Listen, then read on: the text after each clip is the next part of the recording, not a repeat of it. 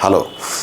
हाँ बच्चों, आज हम लोग पाई के बारे में सीखेंगे क्योंकि पाई जो है बहुत ही महत्वपूर्ण है और पाई ट्रिग्नोमेट्री में यूज होता है। तो ये होता क्या है और इसको कैसे डिफाइन करते हैं, ये क्या है। और पाई जो है ज्योमेट्री में भी यूज होता है, सर्कल में यूज होता है, उसका सरकमफरेंस निकालने में यूज होता है। तो आज पाई के दो रूप देखेंगे हम लोग। एक जो है पाई ट्रिग्नोमेट्री में कैसे यूज होता है और एक पाई जो है ज्योमेट्री में कैसे यूज होता है। तो हम पहले दोनों पाई की वैल्यू को हम डिफाइन कर देते हैं क्योंकि लोग बहुत कन्फ्यूजन में होते हैं। जैसे पाई को हम डिनोट करते हैं इसे पाई से और इसको इंग्लिश में लिखते हैं पाई, PI, ठीक है। तो ये पाई इस तरह से लिखा जाता है और इसकी वैल्यू जो होती है ये अक्सर 2 डिजिट में दशमलव के लिए लेते हैं 3.14। ये हम जब कभी कैलकुलेशन में यूज़ करते हैं तो 3.14 यूज़ करते हैं, या 22/7 22/7, या एक और भी इसकी वैल्यू यूज़ करते हैं 355/113। ये माना ये जाता है कि ये मोस्ट एक्यूरेट है। इसको अगर हम 6 डिजिट तक पॉइंट के निकालते हैं, जैसे 3.141529, ये 6 डिजिट तक एक्यूरेट होता है। लेकिन अगर 22/7 फाइंड आउट करते हैं तो ये 3.1428, ये 4 डिजिट तक इसको निकालिए, लेकिन हम इसको एक्यूरेट 2 पॉइंट के 2 डिजिट तक ही लेते हैं 3.14। ये एक्चुअली ये इसको हम जनरली यूज़ करते हैं, लेकिन ये 3.14 2 डिजिट तक लेना रहता है, तो ये भी 2 डिजिट तक ही लेते हैं। तो इसलिए हम जनरली मैथमेटिक्स में हम लोग अपने कैलकुलेशन में 22/7 यूज करते हैं, ठीक है।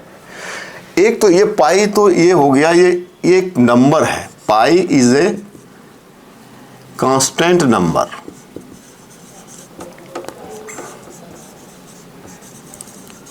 पाई एक कांस्टेंट नंबर है और ये इसकी वैल्यू 3.14, 22/7 या 355/113। अगर हमें 6 डिजिट पॉइंट के 6 डिजिट तक एक्यूरेट निकालना है तो हम ये वाली वैल्यू लेंगे।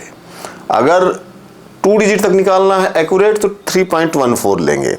एक्चुअली जो मैथमेटिशियन जो पहले जिसने इसको फाइंड किया पाई की वैल्यू, आज के उसमें अगर हम कंप्यूटर से कैलकुलेट करते हैं तो मिलियंस ऑफ पॉइंट के इस समय हम लोग एक्यूरेट निकाल चुके हैं, लेकिन हम अपने कैलकुलेशन में 22/7 ही लेते हैं, ठीक है।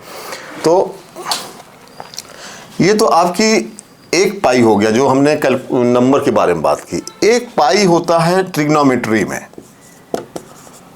ट्रिग्नोमेट्री में ये क्या पाई होता है, इसको पाई रेडियन लिखते हैं। ये 180 डिग्री के बराबर होता है।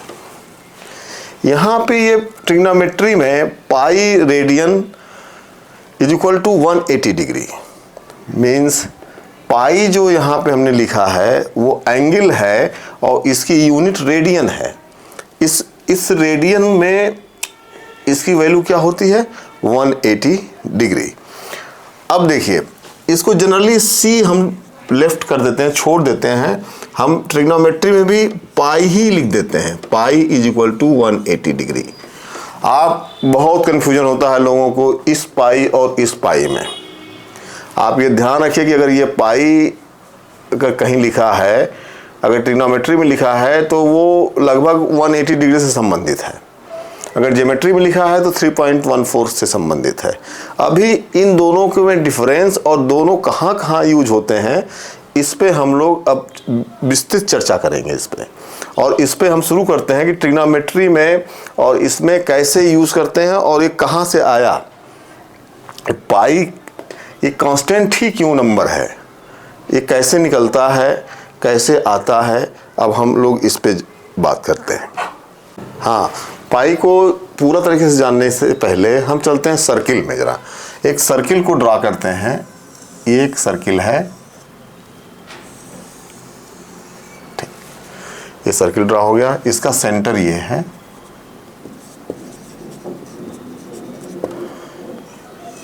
इसका ये रेडियस हो गया। ये जो सर्किल का पाथ है जो इस तरह से घूम रहा है, ये इस पे अगर हम चलते हैं तो इसको हम क्या बोलते हैं, सरकमफरेंस। सरकमफरेंस और हिंदी में कहते हैं परिधि, इसको परिधि बोलते हैं। और ये आपका रेडियस है, इसको कहते हैं रेडियस, इसको हिंदी में त्रिज्या कहते हैं, त्रिज्या।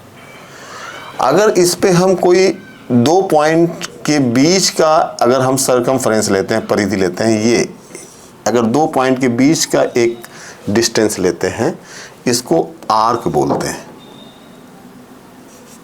आर्क। किसी भी दो पॉइंट के बीच का जो डिस्टेंस होगा सरकमफरेंस पे या परिधि पे, इसको हम आर्क कहते हैं। आर्क जो आर्क का हिंदी होता है वृत्त चाप।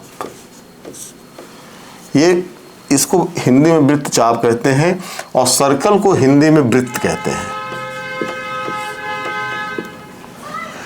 तो ये आर्क हो गया। ये एक्चुअली हम पाई को डिफाइन करने से पहले हम इसलिए बताना कि इसको आपको इसके बारे में जानकारी होनी चाहिए। आप एक बार रिफ्रेश हो जाएं सर्किल के बारे में। सर्किल होता क्या, सर्किल कैसे डिफाइंड होता है। सर्किल सेंटर से एक फिक्स पॉइंट से, ये जितने भी पॉइंट्स हैं इस पे सर्किल पे, ये इन पॉइंट होगी, इस पॉइंट से इस पॉइंट के बीच की दूरी कांस्टेंट होगी हमेशा। तो वो कांस्टेंट दूरी उसकी त्रिज्या कहलाती है। और अगर एक यहां से सेंटर से एक कार्ड पास कर दें, ये कहलाता है डायामीटर। इसे हिंदी में व्यास कहते हैं, ठीक। ये व्यास हो गया। एक होता है, अगर ये सेंटर से एक कार्ड गया है, अगर ये कार्ड ऐसे मिला दें इसको, तो इसको कहते हैं कार्ड। क्या कहते हैं, कार्ड। इसको जीवा बोलते हैं, हिंदी में बोलते हैं जीवा, ठीक है। इस सैडेड रीजन को अगर देख लें तो इसे बोलते हैं सेगमेंट। तो इसमें दो सेगमेंट बना, एक कार्ड से, जो कार्ड और आर्क के बीच का जो एरिया है ये माइनर सेगमेंट, और जो ये बड़ा एरिया है ये कहलाता है मेजर सेगमेंट, ठीक है। ये वृत्त के बारे में या सर्किल के बारे में थोड़ा सा आइडिया है, जो अभी तो मैंने इसमें ये सर्कल कैसे डिफाइंड होता है, इसकी चीज़ें क्या है, ये भी बाद में हम लोग पढ़ेंगे। अभी हम लोग सिर्फ पाई पढ़ने के लिए हमने इतना आपको बता दिया, जिससे कि आप इससे नोन हो और हम कोई भी वर्ड्स हम बोलते हैं तो उससे आप समझ जाएं, ठीक है। चलिए, अब हम लोग ये डिफाइन कर लिए हैं, मतलब आपको सर्किल के बारे में बता दिया है। अब हम पाई को डिफाइन कर देते हैं। पाई होता क्या है, एक्चुअली पाई आया कहाँ से। तो किसी भी सर्कल का length of circumference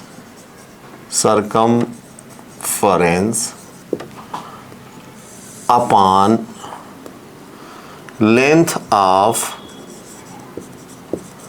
diameter is equal to ratio of this, मतलब length of circumference of a circle उसका जो लेंथ निकालेंगे आप और उसमें जो है डायामीटर की लेंथ से डिवाइड कर देंगे, ये हमेशा कांस्टेंट होता है, ऑलवेज कांस्टेंट। ये बड़ी अच्छी बात है। आप सोचेंगे कि एक अगर छोटा सर्किल ले लें, एक ले लें सर्किल, देख लें, इसका सर्किल ए और सर्किल बी, ये बड़ा सर्किल, इसका सेंटर ये है, इसका सेंटर ये है। अगर इसके लेंथ ऑफ सरकमफरेंस, इसका जो पाथ है, इसका पूरा लेंथ निकालें और इसके डायमीटर से अगर डिवाइड करते हैं लेंथ ऑफ सरकमफरेंस पूरी, और इसके डायमीटर की लेंथ से इसमें डिवाइड करते हैं, तो ये कांस्टेंट होगा। इस सर्किल के लिए वही होगा। अगर हम बड़ा सर्किल ले लें, इसका जो लेंथ ऑफ सरकमफरेंस होगा और इसका डायमीटर होगा, वो हमेशा दोनों एक ही होगा, ये कांस्टेंट होगा। देखिए, आप कोई भी सर्किल ले लें, उसका length of circumference upon length of diameter निकालेंगे, वो एक कांस्टेंट होगा। और वही क्या होता है, साइन मैथमेटिशियन ने इसको प्रूव किया कि ये पाई, उसको मान लिया कि ये पाई के बराबर है, यही पाई होता है। देखिए, डिफिनीशन ये है। लोग क्या करते हैं कि पाई डायरेक्ट याद करते हैं, लेकिन ये पाई यहाँ से निकला है। ये पाई, ये कांस्टेंट होता है हमेशा। हाँ, पाई को डिफाइन किया हम लोगों ने, length of circumference upon length of diameter of A circle is equal to constant होता है। ये एक सर्किल में, ये हम लोग देखते हैं, लेंथ जो होती है, लेंथ ही पैरामीटर होता है सर्किल का। अगर पैरामीटर जो होता है वही लेंथ होगी, और लेंथ ऑफ डायमीटर, सरकमफरेंस मतलब परिधि जो होती है, जिस बाहरी जो आउटर एरिया होता है, उसको आउटर पास जो होता है उसको सरकमफरेंस बोलते हैं। ठीक है, तो इसको हम लोग प्रूफ करते हैं कि ये length upon this is equal to constant होता है। इज वेरी इंपॉर्टेंट, क्योंकि यहीं से ये पाई आया है। पाई की वैल्यू क्या होगी वो तो साइंटिस्टों ने प्रैक्टिकली या जिस तरह से निकाला, वो पाई इज इक्वल टू 3.14 या 22/7 लाइक दैट। तो हम लोग इसको प्रूव करने के लिए हम लोग वही चलते हैं कि हम लोग दो सर्किल लेते हैं, जिसमें दोनों सर्किलों का हम लोग पैरामीटर देखेंगे या लेंथ देखेंगे सरकमफरेंस का, और दोनों को हम लोग इन दोनों को रिलेशन, इस तरह से रिलेशन में लाएंगे और उसको देखेंगे डिवाइड करके कि क्या कांस्टेंट आता है कि नहीं आता है। ये हम लोग स्टार्ट करते हैं। पहले हम एक ड्रा करते हैं सर्किल को, जिसका सेंटर ओ है, ये दिस, आप इसको ड्रा कर देते हैं दिस। एक दूसरा सर्किल इसी के बाहर हम लोग ड्रा करते हैं, आउटर सर्किल।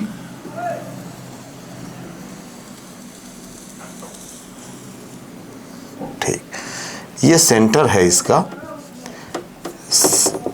Centre O. ये सर्किल का नाम दे देते हैं ए, इस सर्किल का नाम दे देते हैं B. It's a B outer circle, ये इनर सर्किल। ठीक है, अब क्या करते हैं, एक रेडियस दोनों को मिलाते हुए दोनों का एक सेम रेडियस खींचते हैं। इसको जहाँ पे कट कर रहा है, इसका पॉइंट ए लिखते हैं, यहाँ पे ए लिखते हैं।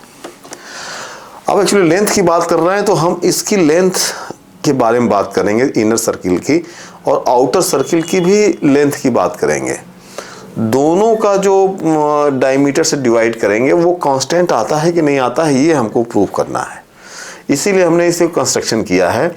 और अब हमको उतना आइडिया नहीं लग रहा है, तो हम लोग क्या कर रहे हैं कि इसको, इस इनर सर्किल को और आउटर सर्किल को एक इक्वल पार्ट्स में, इसके सरकमफरेंस को कई पार्ट में तोड़ देते हैं।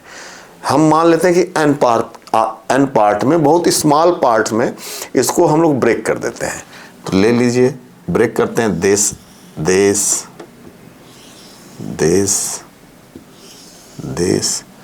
ये ऐसे ऐसे लेके इधर करके पूरे इसको ब्रेक कर देते हैं एन पार्ट्स में। अब इसका नाम डिनोट कर देते हैं। ए यहाँ पे है तो इसको मान लेते हैं बी, ये कैपिटल बी, ये सी कैपिटल सी, ये डी, ये कैपिटल डी, लाइक दैट।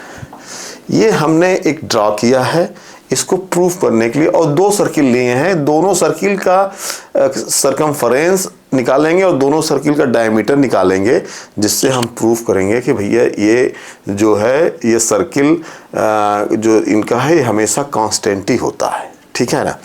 तो हम लोग स्टार्ट करते हैं। तो हमने बाय कंस्ट्रक्शन और ऐसा इसको कंस्ट्रक्ट करते हैं कि ए बी इसको एक हम इसको इस तरह से शॉर्टकट डिस्टेंस जोड़ देते हैं, ये क्योंकि ये कर्व है, ये है कर्व, आर्क है। इस आर्क को न लेते हुए एक सीधी लाइन बना देते हैं और ये ऐसा कंस्ट्रक्शन करते हैं कि ए बी जो कैपिटल ए बी है और इस ए बी के पैरेलल हो। तो जब यहाँ पैरेलल हो जाएगा तो यहाँ भी इसके पैरेलल हो जाएगा, यहाँ भी इसके पैरेलल हो, लाइक दैट। सभी सेम इस तरह से पैरेलल हो और सभी सेम डिस्टेंस के हैं। हमने इक्वली डिस्ट्रीब्यूट किया है। हमने एक पॉलीगन टाइप का बना देते हैं हम लोग, जैसे इस तरह का बहुभुज, जिसे कहते हैं हिंदी में बहुभुज कहते हैं। ये दिस, ये दिस, ये दिस। तो हम यहाँ से देख रहे हैं कि A B is equal to, जो हम construction by construction A B is equal to B C is equal to C D is equal to next parts जितने भी हैं n parts. A B is equal to B C is equal to C D is equal to n parts. ठीक है। ये हमने by construction ले लिया है, ऐसा कंस्ट्रक्ट किया है कि ये डिस्टेंस हमको लेनी है और हमने इस इक्वली किया है, इसलिए इसमें n का मल्टीप्लाई कर देंगे तो हमको टोटल हमको सरकमफरेंस पता चल जाएगी या टोटल पैरामीटर पता चल जाएगा इस पॉलीगन का। अब इसमें हमने पॉलीगन बना लिया है, इस तरह से पॉलीगन बन जाएगा, पूरे n भुजाओं वाला पॉलीगन बनेगा। ठीक है। अब हम इसको क्या करते हैं, जब कंस्ट्रक्ट किया है तो हमको ये दिख रहा है कि एक ट्रायंगल हमको दिखाई दे रहा है। हम इस क्योंकि हमको दोनों में रिलेशन बनाना है, इन दोनों सर्किल के रेशियोज में क्या रिलेशन होगा ये देखना है, तो इसलिए हम इस ट्रायंगल को, एक ट्रायंगल को यहाँ से इस ट्रायंगल को ले लेते हैं। ठीक है। तो हम इसको यही सेम सिमिलर ट्रायंगल को हम यहाँ कंस्ट्रक्ट करते हैं आपको समझाने के लिए कि ये पॉइंट ओ ले लिया और दिस साइड ले लिया, दिस साइड ले लिया। ठीक।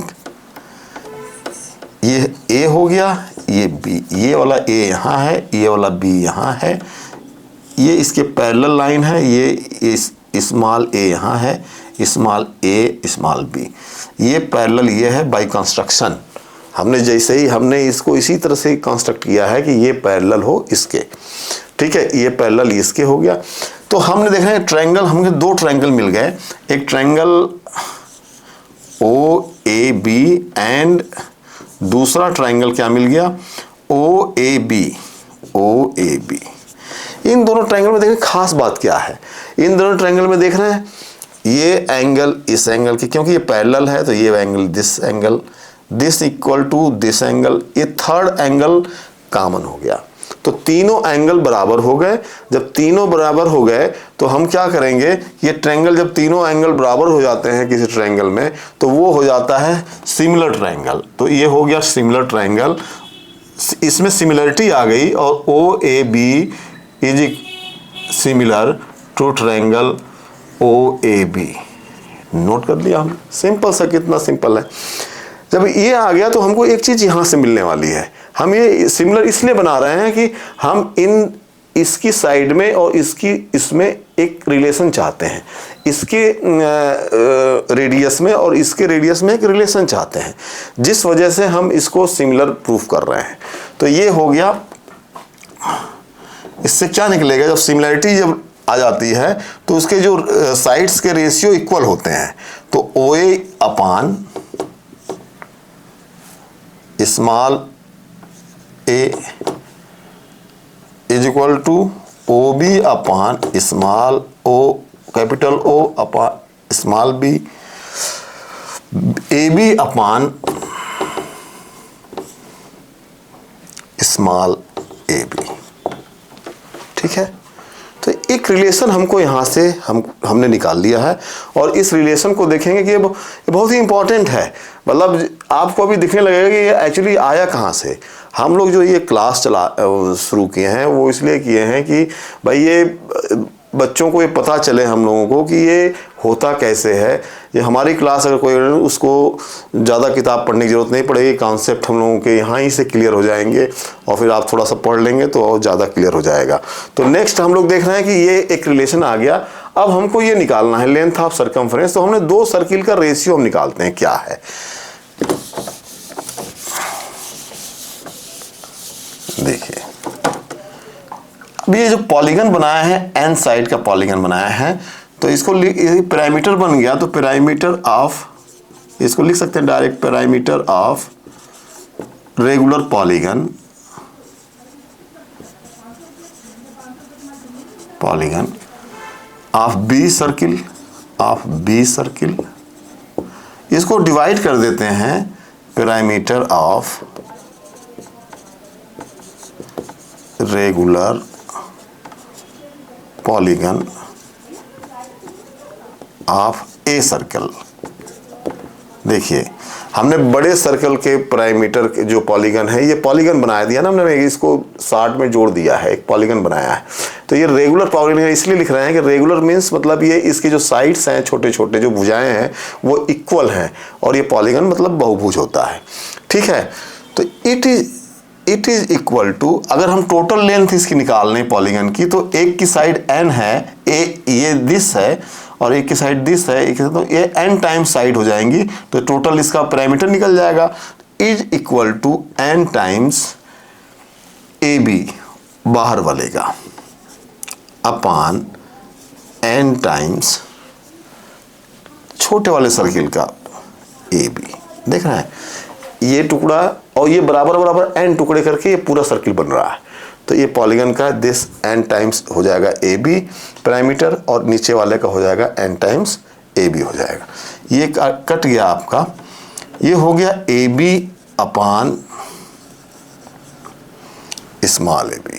अब देखिए ये AB अपान स्मॉल AB ये इस रेशियो में आ गया, इस छोटे से रेशियो में, और AB अपान स्मॉल AB यहाँ पे हमने ऑलरेडी लिख रखा है। ये किसके, इस साइड का रेशियो किससे है, रेडियस से है।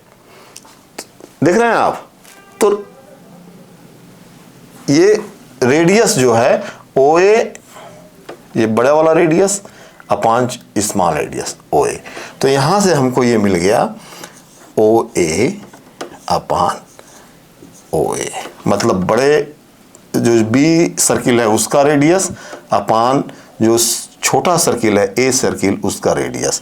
तो देखिए दोनों पैरामीटर का अब हमको क्या निकल गया, OA अपान OA, ये रेडियस के फॉर्म में आ गया। ठीक है, हाँ ये देखिए AB upon AB, this distance upon this distance is equal to OA radius upon this. ये हमने n पार्ट्स कर लिए थे इस सर्किल के, स्मॉलर सर्किल के A के और बड़े सर्किल के B के, सब दोनों के n पार्ट्स किए हुए थे। अगर इस पार्ट्स n को बहुत बड़ा करते जाएं, बहुत बड़ा करते जाएं, जैसे n को बढ़ाते जाएं, n टेंड्स टू इन्फिनिटी करें, मतलब बहुत छोटे छोटे पार्ट्स आ जाएंगे, बहुत छोटे, तो ये जो रेगुलर पॉलीगन है ये इसकी बाउंड्री टच कर जाएगी उसके आर्क से, सर्कल के सरकमफरेंस से टच होगी। तो n is very large then it's converted into, तो हम यहाँ रेगुलर पॉलीगन की जगह हम सरकमफरेंस ऑफ द सर्कल लिखेंगे।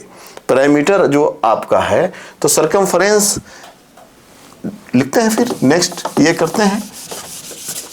देखिए n is very large, n जो आपने पार्ट्स किए थे इट्स लार्ज, वेरी लार्ज। तो क्या हो जाएगा, ये जो ये पॉलीगन है ये दोनों क्या हो जाएंगे, साइड्स, जो आर्क और पॉलीगन का जो साइड है ये दोनों मिल जाएंगे, दोनों एक ही हो जाएंगे। तो अब जो हमने जो पीछे जो रेशियो निकाला था, तो ये हो जाएगा सरकमफरेंस, सरकमफरेंस ऑफ आउटर, मतलब B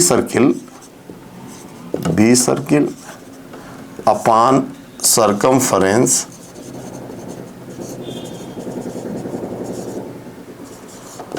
of A circle is equal to क्या आया था, O A upon radius of outer circle upon radius of inner circle. देखिए circumference of B circle outer circle, circumference of A circle inner circle is equal to radius of outer circle radius of inner circle. अब radius है तो इसको हम 2 से multiply करते हैं, 2 यहाँ पे मल्टीप्लाई करते हैं, 2 यहाँ पे मल्टीप्लाई करते हैं, तो ये डायमीटर हो जाएगा। तो then diameter of B circle upon diameter of A circle. Okay, तो ये इक्वेशन एक आ गई आपकी। अब यहां आ जाइए, अब देखिए ये सरकमफ्रेंस ऑफ बी, अब इसके साथ हम डायमीटर ले लेते हैं, तो इसको आपको इधर भेजना पड़ेगा और इसको आपको उधर इक्वल के उधर भेजना पड़ेगा। तो मतलब क्या हो गया, अब 60 में लिख देते हैं circumference of B circle upon diameter of B circle is equal to circumference of a circle upon diameter of a circle। देख लीजिए क्या गजब का आ गया, circumference of B circle and circumference of A circle equal हैं, दोनों कैसे equal हैं, रेशियो इक्वल है इनका, upon diameter of B circle is equal to diameter of A circle. तो दोनों के ये बराबर हो गए। इसका मतलब क्या होगा कि सर्किल, कई सर्किल अगर हम इसी सिमिलरली ले लेंगे, अगर हम 2 3 4 सर्किल तो उनके सरकमफ्रेंस जो हैं और उनके डायमीटर के साथ रिलेशन जो होगा वो एक ही आ रहा है, चाहे सर्किल कोई भी हो। तो इसका मतलब क्या हुआ कि circumference of circle, circumference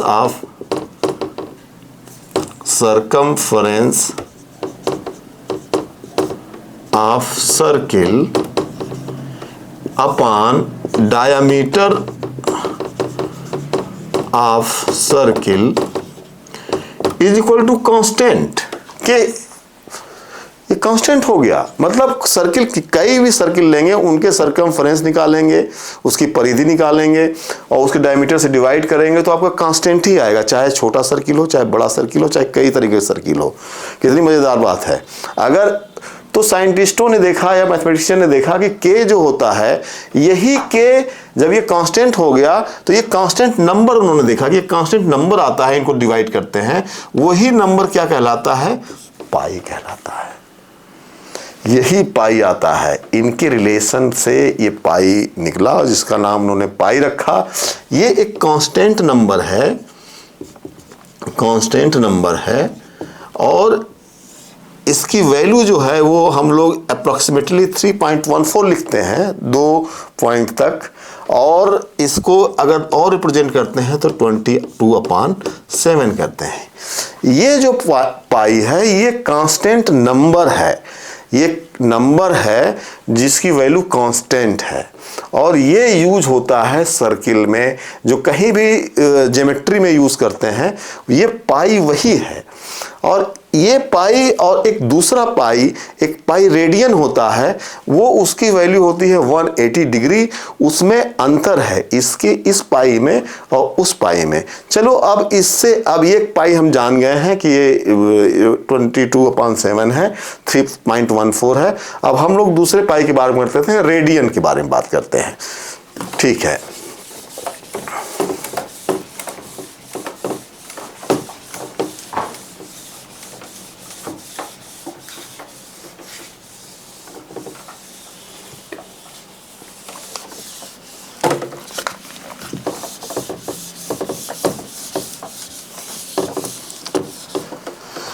radian. Radian क्या होता है? अब अब पहले तो रेडियन को हम डिफाइन कर लेते हैं। ये सर्किल में, ये भी इस सर्किल में ये एंगल होता है, और जो रेडियन होता है वो एंगल की यूनिट है। किसकी यूनिट है? एंगल की यूनिट। एंगल की यूनिट है रेडियन। एंगल की यूनिट डिग्री भी होती है, लेकिन हम यहाँ रेडियन को पढ़ रहे हैं, तो रेडियन होती है। रेडियन, तो इसको डिफाइन करने के लिए हम लोग सर्किल में चलते हैं। एक सर्किल बनाते हैं, एक सर्किल बना लिया हमने। इसका सेंटर C है, इसका रेडियस R है, ठीक है। एक आर्क ऐसा लेते हैं, एक आर्क यहां से, इसको डिनोट करते हैं OA। एक आर्क AB लेते हैं। क्या लेते हैं? Arc AB। आर्क AB, ये डिस्टेंस ऐसी डिस्टेंस है, ये इस सरकमफ्रेंस पे एक आर्क छोटा सा लेते हैं AB। ये एक एंगल बनाता है इस सेंटर पे। देखिए, इस आर्क से एक सेंटर पे एंगल बनता है। ये जो एंगल है, ये जो आर्क है वो किसके बराबर हमने लिया है? R के बराबर, रेडियस के बराबर।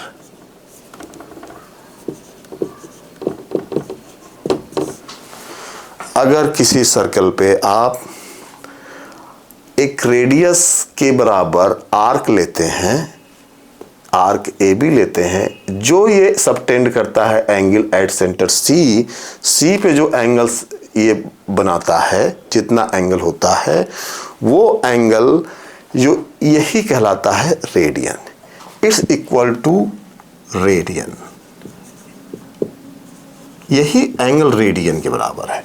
इसे रिप्रेजेंट करते हैं 1C। It is called radian. ये 1 रेडियन के बराबर होता है। मतलब ये जो distance of arc is equal to length of radius.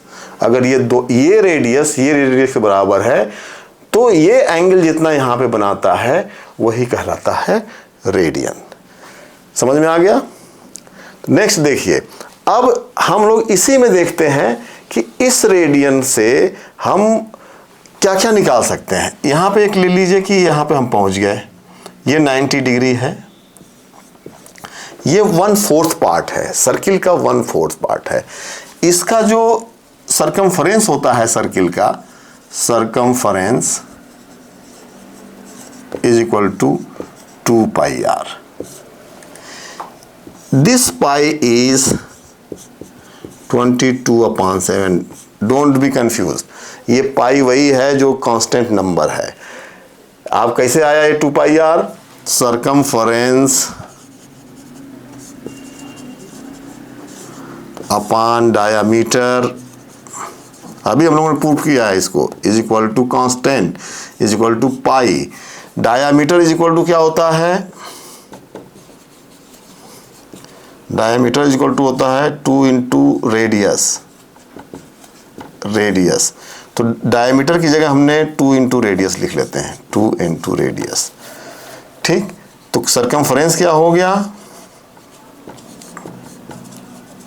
Circumference क्या हो गया? 2 पाई, ये इधर चला जाएगा, तो pi into 2r is equal to 2 pi r। ठीक है, देखिए सरकमफ्रेंस कितना आ गया? 2 पाई r। हमने अभी प्रूफ भी किया है इसको। कितने मजे की बात है। तो ये आपने ये निकाल लिया सरकमफ्रेंस। ये पूरे सर्किल का सरकमफ्रेंस है। अगर हम इस पार्ट को लेते हैं, 1/4 लेते हैं, तो उसका सरकमफ्रेंस कितना हो जाएगा? 2 pi r upon 4 is equal to pi r upon 2। ठीक है, अब देखिए ये रिलेशन रेडियन में और इस एंगल में कैसे बनाते हैं हम लोग। ये 90 डिग्री है, ये एक एंगल है, उसको हम कह रहे हैं रेडियन। जो ये वो एंगल है जो कि आर्क जिसका है वो रेडियस के बराबर है, यही डिफाइन हुआ है रेडियन। तो अगर ये बी पॉइंट है, इसको हम ले लेते हैं पी, ठीक है। और सर्किल में क्या होता है, जो एक थियरम भी है, एक वो कॉन्सेप्ट भी है कि जो भी आर्क होता है, चाहे कोई भी आर्क ले लेंगे, वो जो एंगल सबटेंड करता है वो सेम एंगल सबटेंड करता है अगर सेम आर्क है तो। अगर अलग आर्क है तो अलग एंगल सबटेंड करेगा। और ये जो है, सपोज दैट अगर हम angle A C A O B upon angle A O P लेते हैं, ए ओ पी एक राइट एंगल ट्रायंगल का ले लेते हैं, तो इसके इज इक्वल टू क्या होगा, this arc A B upon arc A P, this arc, देखिए this angle upon is equal to this angle का रेशियो इस एंगल के रेशियो से निकाल रहे हैं 90 से, तो this R upon this R equal होगा, ये बाय थियरम, बाय ज्योमेट्री, ठीक है। एंगल का जो रेशियो होता है उसी का रेशियो किसके रेशियो के बराबर होता है, आर्क के रेशियो के बराबर होता है। तो angle A O B is equal to arc A B upon arc A P. Arc A B क्या है, किसके बराबर लिया है हमने, रेडियस के बराबर। आर्क ए पी किसके लिया है, 1/4 पाई are upon 2, pi are upon 2। और this angle this upon this angle is equal to, ये इधर चला जाएगा, इनटू में आ जाएगा, angle A O P, this into angle A O P is equal to R से आर कैंसल, ये हो जाएगा 2 upon pi into angle A O P. ये angle A O P 90 degree का है, तो इसे लिखते हैं 90 डिग्री के एंगल को लिखते हैं इंग्लिश में राइट एंगल, राइट एंगल। तो 2 into is equal 2 upon pi into right angle, right angle. It is A O B is equal to radian. देखिए यहां से हमने तो इसी को डिफाइन किया है ना, ए ओ बी को, it is called radian. 1 radian is equal to 2 upon pi, तो 1 radian is equal to 2 upon pi into right angle. बहुत अच्छी चीज़ मिलने वाली है यहाँ से आप लोगों को। ये बहुत ही इंपॉर्टेंट फार्मूला है, रेडियन का पाई से relation. 1 radian equal to 2 into right angle, right angle means 90 degree. देखिए नेक्स्ट,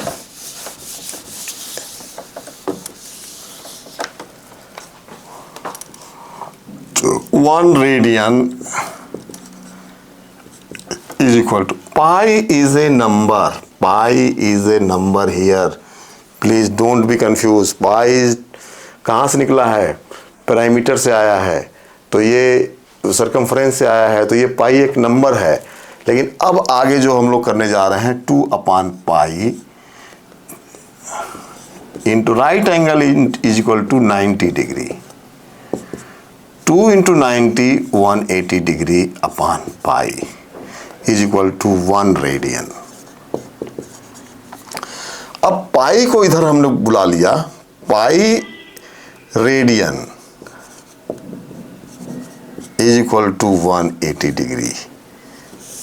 ये पाई है, pi radian is equal to 180 degree. Means आप देखते होंगे ट्रिग्नोमेट्री में कि पाई लिख दिया तो पाई इज इक्वल टू 22/7 नहीं है, ये पाई रेडियन है, वो एंगल के फॉर्म में है। Pi radian is equal to 180 degree है ये। अब ये देखिए पाई रेडियन, इसको डिनोट तो सी से करते हैं, pi radian is equal to 180 degree, 2 pi radian is equal to 360। देखिए ये रेडियन है, लेकिन ये जो रिप्रेजेंटेशन है, डिनोशन है, ये हम जनरली इसको छोड़ देते हैं और इसको हम 2 पाई ही लिखते हैं इज इक्वल टू 360 डिग्री। यहाँ ये पाई जो है ये 22/7 का तय नहीं है, ये पाई एक रेडियन एंगल है, ये पाई 2 पाई इज इक्वल टू 360। अगर हम 90 डिग्री को पाई में रिप्रेजेंट करना चाहते हैं तो 90 डिग्री इज इक्वल टू हो जाएगा 180/2, 180 is equal to pi radian is equal to पाई/2।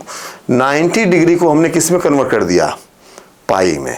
तो हम कहीं कहीं देखते हैं हर जगह ट्रिग्नोमेट्री में कि पाई के फॉर्म में एंगल्स होते हैं, वो पाई 22/7 नहीं है, वो रेडियन है। इसलिए अब आप कभी कंफ्यूज नहीं होंगे